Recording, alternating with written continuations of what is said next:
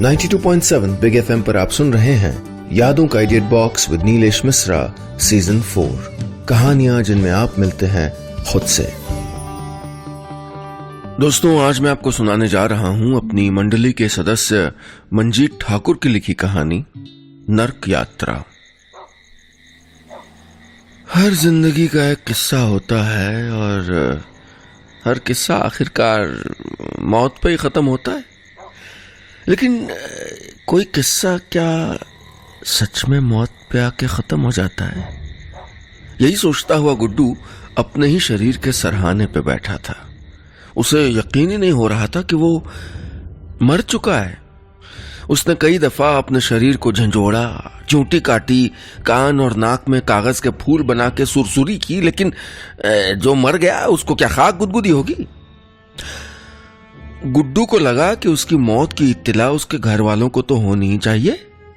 उसने सोई बीवी को बहुतेरा झंझोड़ा, बेटे को उठा के बिस्तर पे बिठा देना चाहा, लेकिन दोनों हिले तक नहीं। हार मान के गुड्डू सोचने लगा कि आखिर कोई ऐसे ही मर जाता है क्या? आए वही है अचानक यक बयक फटाक देनी से।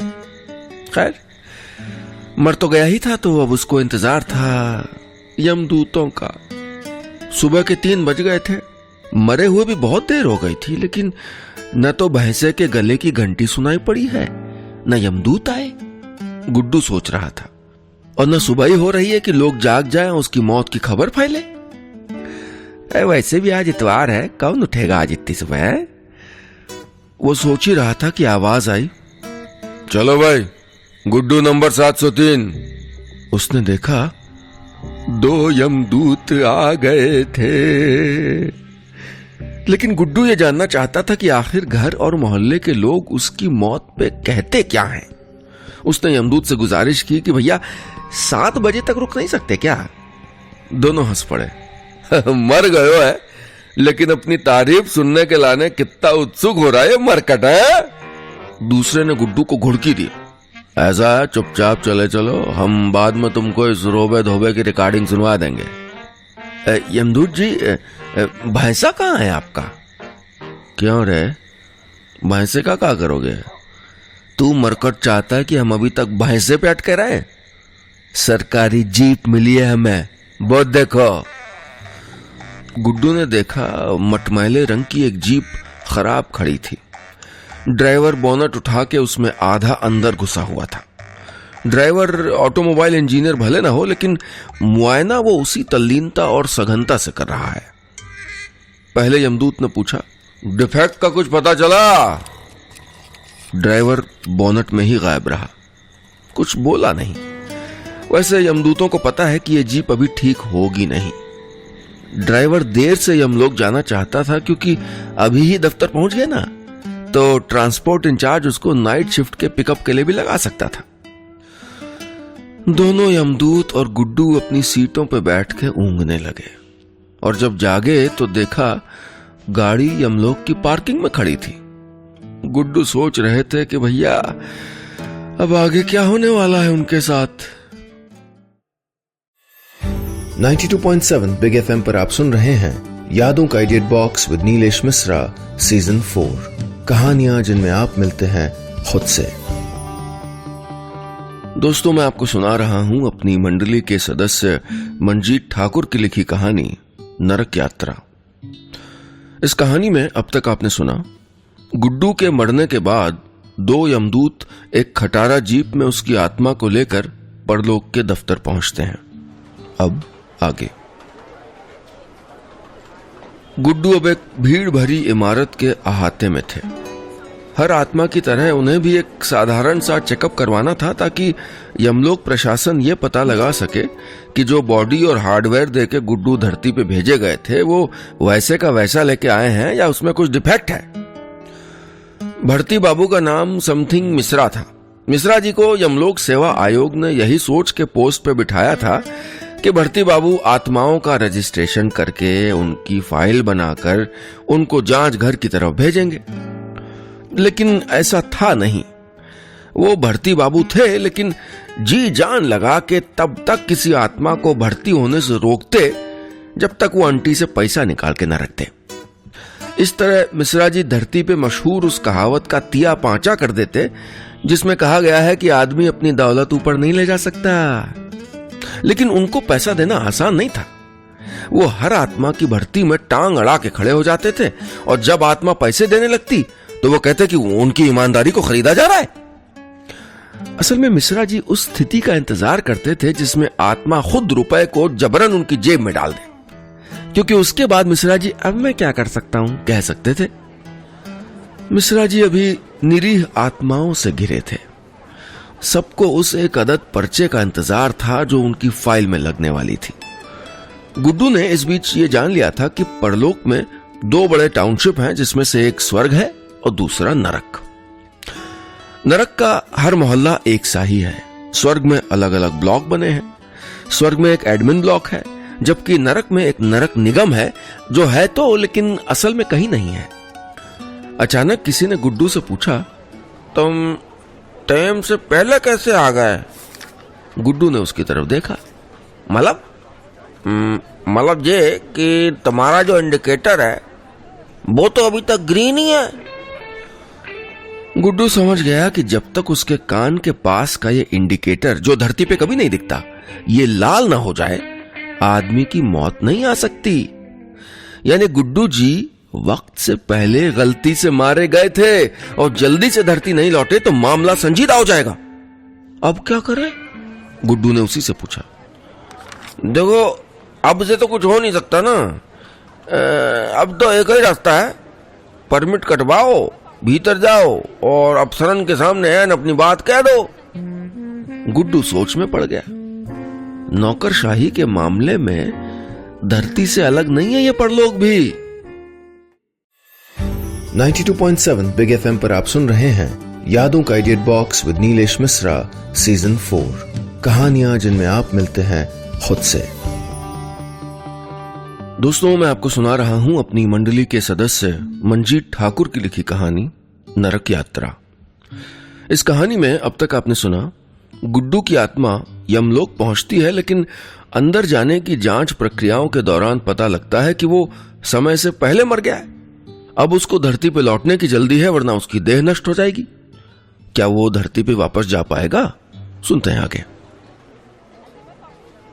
गुड्डू भीड़ में जगह बनाता हुआ आगे बढ़ा और उन्हीं समथिंग मिश्रा के पास जा पहुंचा।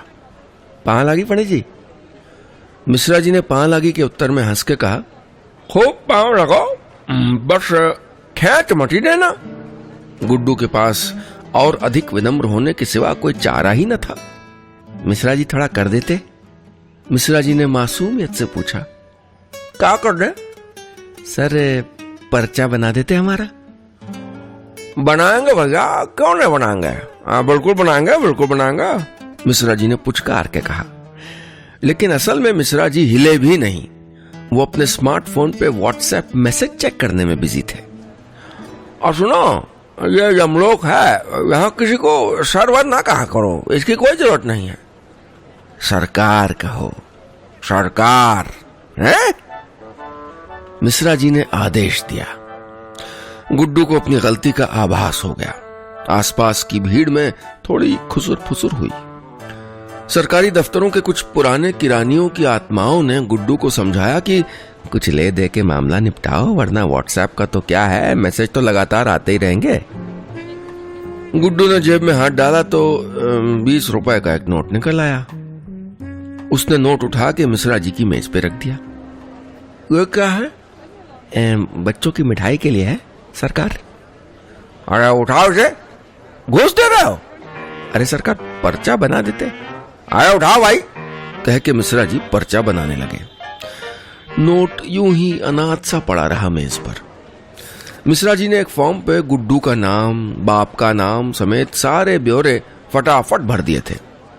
भीड़ चिल्लाई, अरे सरकार, नोट रख लीजिए, दिल रख लीजिए बेचारे का। इधर मिश्रा जी ने नोट उठा के जेब में डाला और दूसरे हाथ से गुड्डू को पर्चा दे दिया। अंदर एक सुरक्षाकर्मी हाथ में मेटल डिटेक्टर सा लिए हुए उकताया हुआ बैठा था। लगातार अपने साथी सिपाही से बात करते हुए उसने गुड्डू के हाथ से पर्चा ले लिया। वैसे ही विरक्त भाव से गुड्डू का मुआयना किया और पर्चे पे एक मुहर लगाकर आगे जाने वाले एक रास्ते की तरफ इशारा कर दिया। साथ जाने वाली आत्माओं से पता चला कि अब इस फॉर्म के साथ उस जगह पे जाना होगा जहां कर्मों का लेखा जोखा होता है और उसी के मुताबिक उसको स्वर्ग या नर्क अलॉट होगा।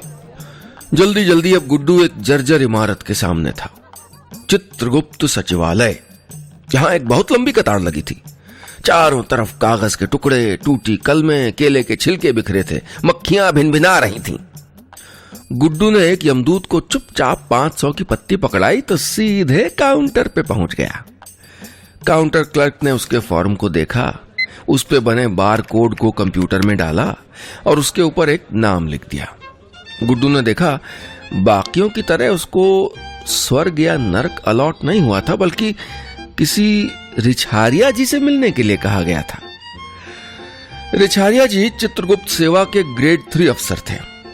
कुर्सी पे पीछे धसे हुए ही रिछारिया जी बोले, गुड्डू बाबू, आपके अकाउंट में गड़बड़ी है। या तो आपके पाप पुण्य की सारी एंट्रीज नहीं है, और या फिर आपका काम ही कुछ ऐसा है? आपके रिटर्न फॉर्म में जितने पॉइंट पाप के हैं उतने पुण्य के। रेयरेस्ट ऑफ रेयर केस है ये। तब तक उस रिछारिया का दूसरा अधिकारी साथी भी आ गया। वो फाइल को गौर से पढ़ने लगा, लेकिन गुड्डू को बीतता हुआ हर सेकंड युगों की तरह लग रहा था। उसने कहा, मुझे समय से पहले बुला लिया गया धरती से सरकार। मेरा इंडिकेटर अभी भी हरा ही है सरकार, देखिए सरकार। दोनों अफसर चौंक गए। रिछारिया जी ने समझ लिया कि गुड्डू नाम का यह प्राणी काफी घातक है। मामला संगीन लग रहा है, दूसरे अफसर ने कहा। रिछारिया जी गाग अफसर थे। बोले, ऐसा है मिस्टर गुड्डू, आपके पास ना 2 रास्ते हैं। एक तो आप अदालत में अपील कर दो कि आपको समय से पहले बुला लिया गया है। वहां कम से कम 4.5 करोड़ तो मुकदमे पड़े ही हैं। कितना वक्त लगेगा इसकी कोई गारंटी नहीं है। फिर जब फैसला आएगा तो कोई जरूरी नहीं कि आपके लिए कोई इंसानी शरीर खाली मिल जाए है। हो सकता है कि आपके बचे हुए जीवन काल और उसमें कुछ हर्जाना जोड़ के आपको गधे जैसा लंबा जीवन काल या कीड़े मकोड़ों जैसे 2-4 जीवन दिए जा सकते हैं। गुड्डू असमंजस में पड़ गया। लेकिन रिछारिया जी ने लेकिन पे जोर दिया और ज्यादा जोर देने के लिए एक पॉज लिया। दूसरा रास्ता आसान है? चूंकि आपके पाप और पुण्य दोनों के मार्क्स बराबर हैं, इसमें आप कुछ वक्त नरक की सजा काट लो। इससे आपके खाते में पाप की गिनती कम हो जाएगी। फिर हम आपके हिस्से के सरप्लस पुण्य के बदले आपको कुछ दिन स्वर्ग में रख देंगे और फिर धरती पे भेज देंगे। तब तक आपकी मृत देह को धरती पे सुरक्षित रखने का इंतजाम भी हम कर लेंगे। गुड्डू अदालतों का हाल जानता था और जब तक केस का निपटारा नहीं होता तब तक उसके लिए परलोक में रहने का बंदोबस्त भी मुश्किल होता। हार के नरक की सजा भुगतना ही उसे ठीक लगा। उसके मन में एक इच्छा भी थी। नरक की बात तो बहुत सुनी थी भाई, आखिर ये नरक होता कैसा है? 92.7 बिग एफएम पर आप सुन रहे हैं यादों का edit box with Nilesh Mishra season 4, कहानियां जिनमें आप मिलते हैं खुद से। दोस्तों, मैं आपको सुना रहा हूं अपनी मंडली के सदस्य मंजीत ठाकुर की लिखी कहानी नरक यात्रा। इस कहानी में अब तक आपने सुना गुड्डू समय से पहले मर गया है और अब गुड्डू की आत्मा यमलोक के दफ्तरों में चक्कर काट रही है ताकि उसके मामले का निपटारा हो और वो वापस धरती पे जा सके। एक अफसर उसको बीच का रास्ता सुझाता है कि वो कुछ दिन नरक भुगत ले और फिर उसके वापस जाने का इंतजाम कर दिया जाएगा। क्या वो धरती पे वापस जा पाएगा? अब आगे। गुड्डू ने नरक भुगतने की बात मंजूर कर ली थी। उसको पत्नी की बहुत याद आ रही थी, जो थोड़ी देर बाद जागकर उसके लिए चाय लेके आएगी और उसको उठाएगी। उसका बेटा उठेगा और अपने पापा को मरा देखेगा। क्या गुजरेगी उन पे यार। गुड्डू का गला रुंध गया। गुड्डू को परेशान देख रिछारिया जी उसके पास आ गए। ऐसा लगता है श्रीमान गुड्डू जी, आप सच में मरे नहीं हो अभी, तभी इतने इमोशनल हो रहे हो।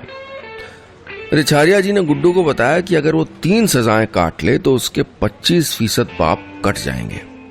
सजाओं के कोड नेम थे कुंभीपाक, कालसूत्र और शूकर मुख। मतलब गुड्डू ने कहा।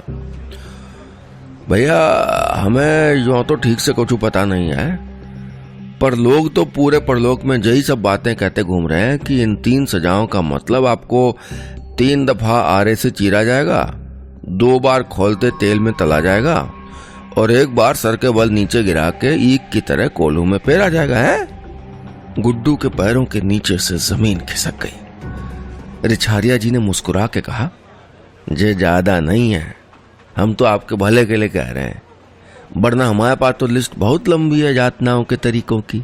है हमारे साहब भले आदमी हैं कि आपको खाते की डिटेल बता दी, वरना हम सीधे नरक भेज देते तो क्या कर लेते आप? है सही बात है, क्या कर लेते हम?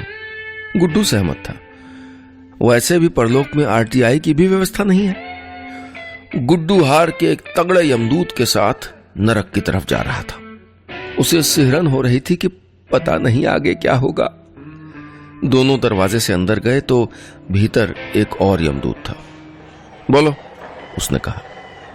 रमतुल्ला जी, ये है गुड्डू नंबर 703, इनको 2 बार फटाफट आरे से चीर दो। टाइम लगेगा भाई। रमतुल्ला जी को कोई जल्दी नहीं थी। उन्होंने कुर्सी से उठे बिना कहा था। गुड्डू एकदम हाथ जोड़ के खड़ा हो गया। रमतुल्ला जी प्लीज चीर दो यार, जल्दी नरक भुगत ले तो धरती वापस जाए। रमतुल्ला जी हंसने लगे। अब नरक आए गए हो तो हड़बड़ी काहे मचाया भैया? देख रहे हो आरी की दांत टूट गई है। अब मेंटेनेंस सेक्शन को फोन कर दिया है। वो पहले तो एक्सटेंशन वाला फोन उठाते नहीं, उठाते हैं तो कहते सामान नहीं है। सारा बजट तो ये मार्च एंडिंग में खर्च करते हैं जाके अनाप शनाप खरीद के। अरे सुनो, रमतुल्ला जी ने साथ आए यमदूत से कहा, गुड्डू बाबू को पहले तेल में तलवा के ले आओ, तब तक इधर आरा भी ठीक हो जाएगा। गुड्डू सिहर उठा। खोलता हुआ तेल? ऐसे कौन से पाप कर लिए थे मैंने? 92.7 बिग एफएम पर आप सुन रहे हैं यादों का idiot box with Nilesh Mishra season 4, कहानियां जिनमें आप मिलते हैं खुद से। दोस्तों, मैं आपको सुना रहा हूं अपनी मंडली के सदस्य मंजीत ठाकुर की लिखी कहानी नरक यात्रा। इस कहानी में अब तक आपने सुना, वक्त से पहले मर गए गुड्डू की आत्मा को यमलोक के अफसर अदालती कार्रवाई से बचने के लिए नरक की कुछ सजा भुगत लेने की सलाह देते हैं ताकि उसको वापस धरती पे भेजा जा सके। लेकिन नरक की सजाओं में भी ब्यूरोक्रेसी हावी है। क्या वो वापस अपने घर जा पाएगा? सुनते हैं आगे। गुड्डू यमदूत के साथ तेल में खुद को तलवाने के लिए नरकपुरी के पनिशमेंट सेक्शन में चक्कर काट रहा था। आत्माओं को कोल्हू में पेरने वाला ब्लॉक भी इधर ही था, लेकिन यहां भी लफड़ा। इंचार्ज चावला जी कह रहे हैं कि उबालने के लिए तेल ही नहीं है। स्टैंडर्ड प्रैक्टिस है कि आत्माएं जैतून के तेल में उबाली जाएं, लेकिन वो बहुत महंगा है। सरसों का तेल तक मयस्सर नहीं। राज की बात बताऊं तो एक बार डीजल तक यूज करने की कोशिश की गई थी, लेकिन उसकी वजह से पूरे सेक्शन में आग लग गई थी। ये तो हालत है। इधर तलने वाले कढ़ाई की पेंदी में भी छेद था। अब क्या कढ़ाई की मरम्मत और गोदाम से तेल के कनस्तर आने तक हमको इंतजार करना होगा? चावला जी ने कहा। कितना वक्त लगेगा सरकार? आज तो ना हो पाएगा जी। चावला जी ने कंधे उचका दिए। साथ है यमदूत ने गुड्डू को बताया कि चावला जी सारा तेल ब्लैक में बेच देते हैं। कढ़ाई की मरम्मत भी पैसे डकारने का खेल है। कोई उपाय तो बताइए सरकार। गुड्डू चावला के पास जाके गिड़गिड़ाने की मुद्रा में बोला। अरे कढ़ा सही हो तो पानी में उबाल दो ना। साथ है यमदूत ने चावला को राय दी। ना जी, तेल और पानी के टेम्परेचर में अंतर होता है, पता चल जाएगा। फिर क्या, इंतजार कीजिए। अच्छा, तो कोल्हू वाली मशीन तो ठीक है? हाँ, मशीन ठीक है, लेकिन उसका इंचार्ज हड़ताल पे है। 10 साल से कॉन्ट्रैक्ट पे काम कर रहा है ना। वो नियमित कर्मचारी बनाए जाने की मांग को लेके वही जजंतरम ममंतरम चौक पे धरने पे बैठा है। गुड्डू ने हाथ जोड़ दिए। कुछ तो करो सरकार। और हाथ जोड़ते वक्त इत्तेफाक से उसके हाथों के बीच से नोटों की एक गड्डी मेज से होते हुए चावला जी की गोद में गिर गई। चावला जी ने चुपचाप गुड्डू का फॉर्म लिया और काल सूत्र और शूकर मुख सजाओं के आगे बनी खाली जगह पे अपनी मुहर लगा के दस्तखत कर दिया। और कुंभी पाक? हंसते हुए चावला जी ने उस पे भी मुहर लगा दी। तय हुआ कि वो रमतुल्ला जी को संभाल लेंगे। लेकिन ये टोकन में हल्की सजा तो भुगतनी होगी। हम 100% बेईमान नहीं हुए अभी। चावला जी के पास एक छोटी भट्टी थी जिसपे एक छोटी कढ़ाई में तेल उबल रहा था। चावला जी ने गुड्डू जी का हाथ पकड़ के उस उबलते तेल में डुबो दिया। गुड्डू चिल्ला उठा। उसकी नजर सामने गई तो देखा अभी अभी नहा के आई पत्नी ने उनकी उंगली चाय के कप में डुबो दी थी, हल्की सी। पत्नी हंसते हुए बोली, तब से जगा रही हूं, संडे है तो क्या घोड़े बेच के सोओगे? गुड्डू ने अपनी पत्नी को आगोश में भर लिया। बड़े लंबे सफर पे गया था यार, नरक में। पत्नी समझ गई कि फिर कोई बुरा सपना देखा है अपने गुड्डू जी ने। बस इतनी सी थी कहानी। 92.7 बिग एफएम पर आप सुन रहे हैं यादों का idea box with Nilesh Mishra season 4, कहानियां जिनमें आप मिलते हैं खुद से।